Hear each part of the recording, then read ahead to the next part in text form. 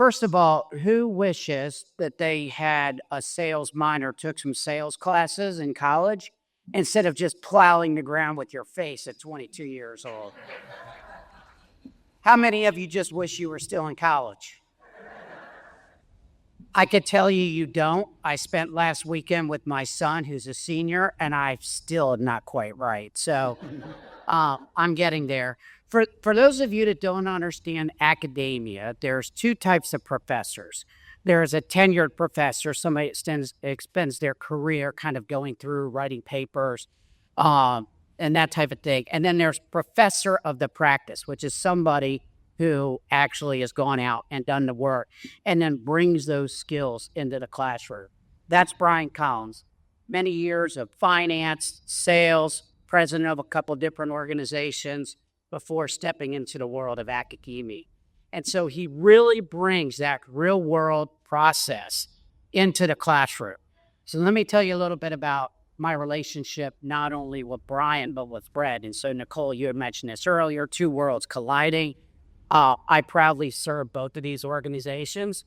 We used to have Fred, well, we still have Fred, come in. He would do his book thing where he come in and sign a bunch of books because we hire about 50 grads out of school every year to be in sales.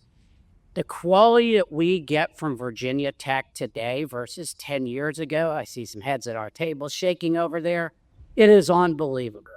And it has grown from an informal kind of people that have, been sponsors of the program to a fully established board, which Randall rather serves as the president of today. The whole program is making major strides. It is because of what Brian Collins has done from the get-go.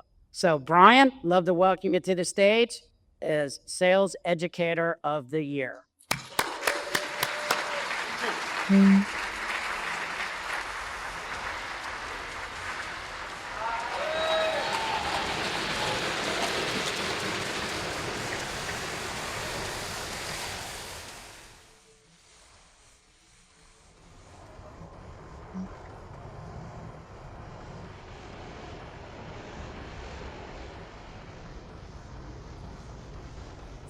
See you kills, it's a one, you're looking my son. To it,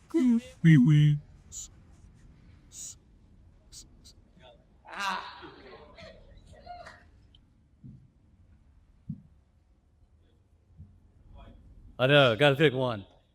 Thank you all. Go Hokies! So really just quickly as we go through, I wanted to take a time out to thank some folks. Randall, DG, I owe you guys a burp. So we'll get to that later. Thank you very much. Thank you very much for Fred.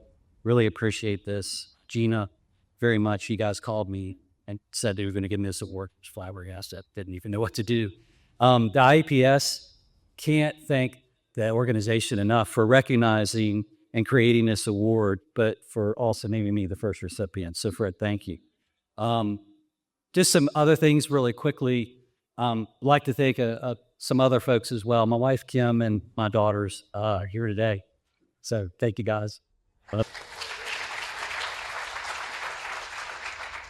Also have my new son-in-law, Alex, who's here as well. And so my daughters are Emerson and Alex, and I have an Allison and Alex. So nice challenge on that side.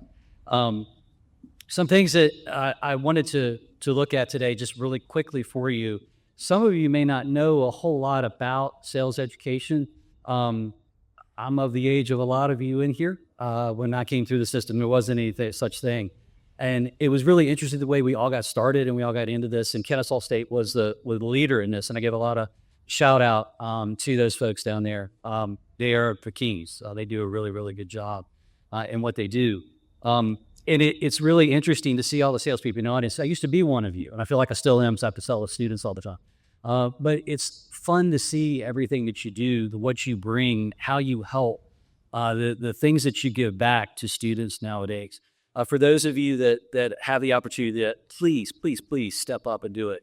Your experience, the things that you do, the things that you provide are invaluable to students. I can get up and say things all day long. You come in and say the same thing and they believe you. So it's huge for you all to support what goes on next. And I think, as you talk about the numbers across the country, I exited corporate in 2014. My wife gave me a flyer for a year and said, sure, go to tech, teach for a year, see what happens. If you like it, stay. If you don't, come on back. I loved it. I didn't want to leave.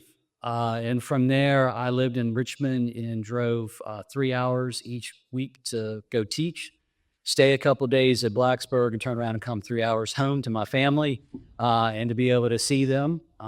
As we all do in sales, a lot of us travel and we go away from our families, and it's a tough thing to do, but the results are what we look for. And it's those things that we're trying to achieve and the things that we're trying to make that are really important to us. And that becomes important to our family. So their support has been just insane for me. Right now, I know you all threw out some numbers. They are correct. Just to give you an idea, 2014 when I started, there was less than 50 schools across the country that had sales programs. And this is from sales certificate to sales minor. And now across the world, there are 130. There are actually 4 now in Europe that have started up. So insane what's going through all of the sales schools right now. It's been phenomenal. It's been an honor for me to be one of the leaders and crusaders, if you will, who've convinced academia to kind of wake up and to take our profession seriously and to realize sales is a vocation that really is worthy of study. And it's something that, for those of you that don't know academia, to say it's turning an aircraft carrier in a creek is be generous. They don't change. And my boss is here, so sorry, Mom. But in fact, I'm very proud to tell all of you that in the fall of 2026, Virginia Tech is going to be one of less than 10 schools in the world that has sales as a major. So very, very proud of that. For those of you that don't know much about it, just really, really quickly, I don't want to take a lot of time. We teach B2B skill sets. They get 2 years of sales training before they ever come out into the workforce. So they're ready to hit the road when you guys are wanting to hire them. They leave us with 12 different certificates from places like SmartFox, Salesforce.com, HubSpot, Clay AI. All of those things that we're trying to do to make sure that they're prepared when they walk into your office. They ramp up 50% quicker. They stay 100% longer. Your ROI is insane. You will get these kids, and I say kids because I'm old, you'll get these students coming out, they'll go to work for you, they'll hit the ground running, and they will perform. And they will be everything you want them to be. We'll talk a little bit about Kevin in a second, but one of my star pupils. If you think about where we are and think about in closing, I'd like to leave you really with a challenge. All of you in here are extremely powerful salespeople and are powerful sales organizations or sales families. We need really to get the word out, and we need this to grow. For those of you that are here and can, money is great. Love to have that. Your expertise is incredible. Would love to have that. If you know of a university that has a sales program, go volunteer, go call up the director. You don't know him, call me. Call my buddy Mark, who also works with me. He's a professor at Virginia Tech, we both work hand in hand. We both have helped other schools start sales programs. Think about how you can give back to the community. When we all give back, our profession becomes better, and it also becomes more well-respected. I have a somewhat of a dream, and I hope that it comes to reality. I know Professor Mark will tell me hope is not a strategy, so I'm trying to plant the seed right now. My challenge to you, I want you to do that because I want to see a day when someone's standing up here and says there are only 10 schools in the country that don't have a sales program. So thank you very much. Really appreciate it.